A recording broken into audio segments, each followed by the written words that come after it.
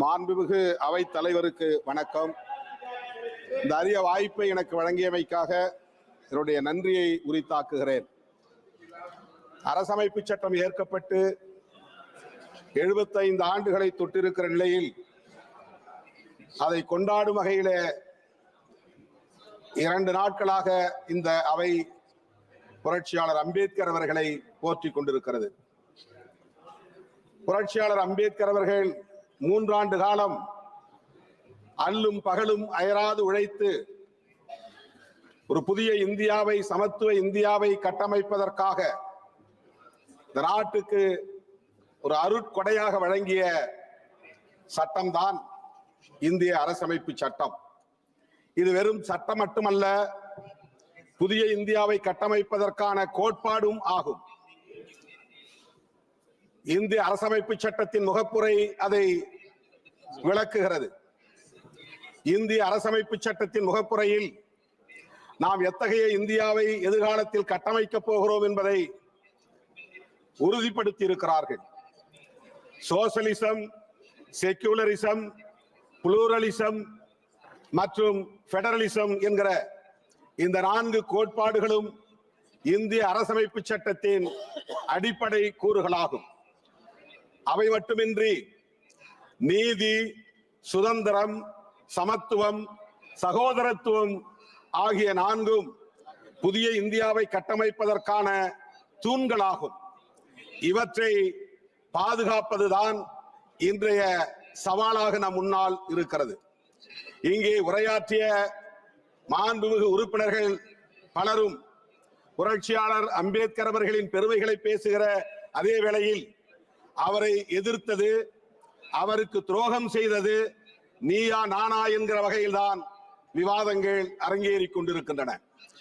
எந்த அளவுக்கு இந்த 75 ஆண்டு காலத்தில் அரசமைப்பு சட்டத்தை நடைமுறைப்படுத்தி இருக்கிறோம், வெற்றிகரமாக அவற்றை நடைமுறைப்படுத்தி புதிய இந்தியாவை கட்டி எழுப்பியிருக்கிறோம் என்பது குறித்து உரையாடல்கள் இல்லை என்பது வேதனை அளிக்கிறது. புரட்சியாளர் அம்பேத்கர் அவர்கள் இந்த அரசமைப்பு சட்டம் ஏற்கப்படுவதற்கு முதல் நாள் 1949 ஆண்டு நவம்பர் திங்கள் 25ஆம் நாள் அரசியல் நிர்ணய சபையில் ஆற்றிய உரை, இறுதி உரை வரலாற்று முக்கியத்துவம் வாய்ந்தது. 3 ஆண்டு காலம் அரும்பாடுபட்டு உழைத்து உருவாக்கிய அந்த அரசமைப்பு சட்டம் குறித்த கவலையை அவர் வெளிப்படுத்துகிறார். வருகிற 1950 ஜனவரி 26 அன்று இந்த தேசம் ஒரு குடியரசாகிவிடும். அது மகிழ்ச்சி அளிக்கிறது. ஆனால் இந்த தேசத்தின் எதிர்காலத்தை எண்ணி நான் வேதனைப்படுகிறேன். அரசியல் ஜனநாயகத்தை வென்றெடுத்து விட்டோம், ஆனால் சமூக ஜனநாயகம் கேள்விக்குறியாக இருக்கிறது. பொருளாதார ஜனநாயகம் கேள்விக்குறியாக இருக்கிறது.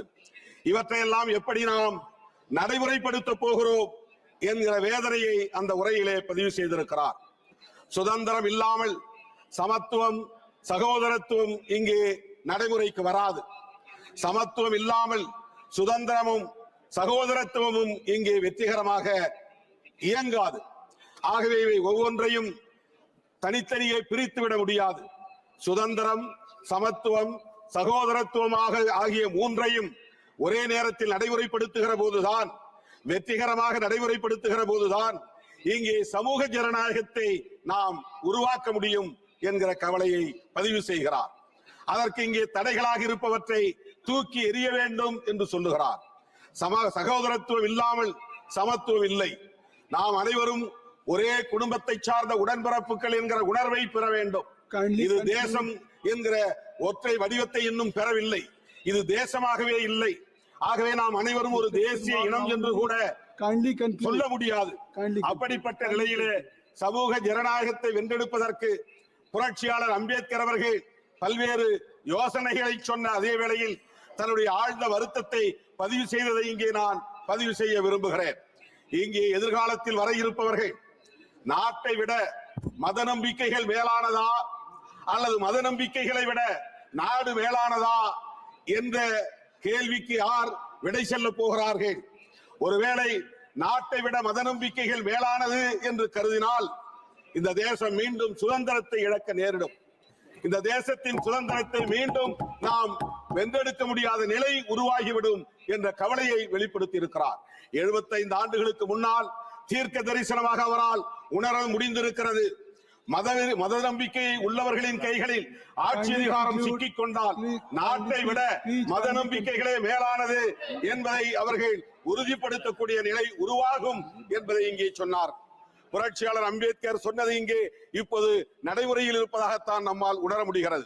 புரட்சியாளர் அம்பேத்கர் அவர்கள் வாழ்ந்த இடத்தை சர்வதேச நினைவகமாக மாற்றியிருக்கிறீர்கள். அவருடைய உடல் எரியூட்டப்பட்ட இடத்தை அங்கே 433 அடி உயர சிலையை நிறுவியிருக்கிறது உண்மைதான்.